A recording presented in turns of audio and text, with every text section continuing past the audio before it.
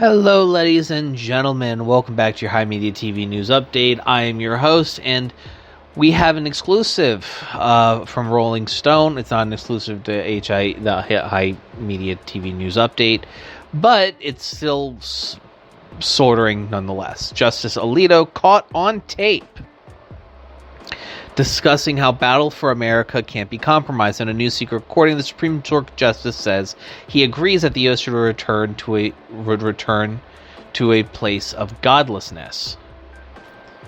Let's just close that. The Justice's unguarded comments highlighted a degree to which Alito makes little effort to present himself as a neutral umpire calling judicial balls and strikes, but rather a partisan member of a hard-right judicial faction that is empowered to make life-altering decisions for every American. This is the Federalist Society, by the way. It started during the Reagan administration.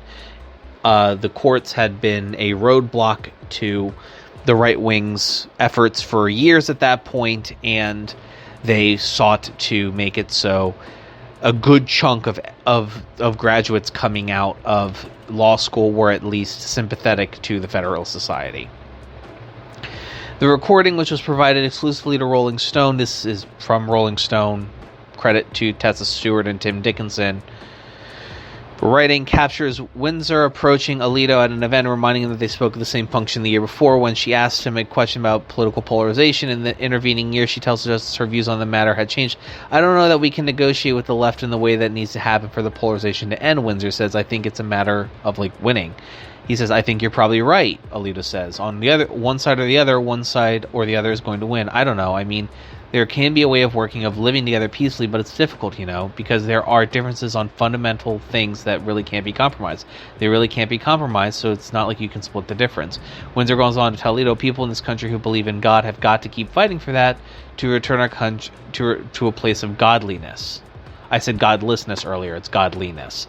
I agree with you, Alito says, who's authorized the Supreme Court's 2020 Dobbs decision, which reversed 5 decades of settled law and ended a constitutional right to privacy, which also ended the constitutional right to abortion. The similar questions Windsor asked the Chief of Justice Roberts at the same event elicited a far different response. George W. Bush nominated both men to the Supreme Court in 2005. At the same time, Roberts famously used a metaphor of baseball umpire to describe his judicial philosophy. In an audio recording of the exchange, Roberts takes issue with Windsor's assertion that the nation is unusually polarized, historically citing the high tensions of the Vietnam War era, for example. He also insists that the Supreme Court's current role is not exceptional. The idea that the court is in the middle of a lot of tumultuous stuff going on right now is nothing new, Roberts says. Pressed whether the court has an obligation to put the country on a more moral path, Roberts turns the tables on the question, would you want me to be in charge of putting the country on a more moral path? He argues instead, that's for the people we elect, it's not for lawyers. Presented with the claim that America is a Christian nation and the Supreme Court should be guiding us in that path, Robert again disagrees, citing the perspective of Jewish and Muslim friends before asserting it's not our job to do that, it's our job to decide the cases as best we can. Although deeply conservative, Roberts now finds himself outflanked by a far-right 5-justice majority faction swelled by Donald Trump's Supreme Court appointments, composed of Alito, Clarence Thomas, Neil Gorsuch, Brett Kavanaugh, and Amy Coney Barrett. Alito's comments add to the controversy surrounding the conservative justice. Alito and his wife Martha Ann have been embroiled in a flap over 2 flags flown at their residence. I just want to be very clear. If these people weren't lifetime appointments people, and there wasn't really a way to get them to step down, if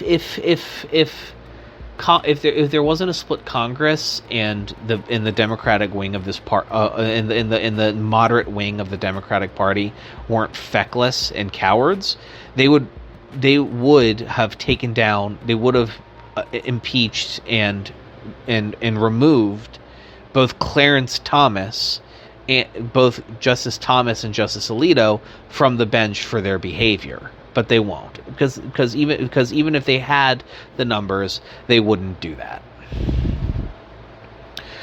Regardless, as it pertains to the future of this country, we have ideologues we basically have the equivalent of umpires rigging matches so they make sure that their favorite team wins. That's what happens. It's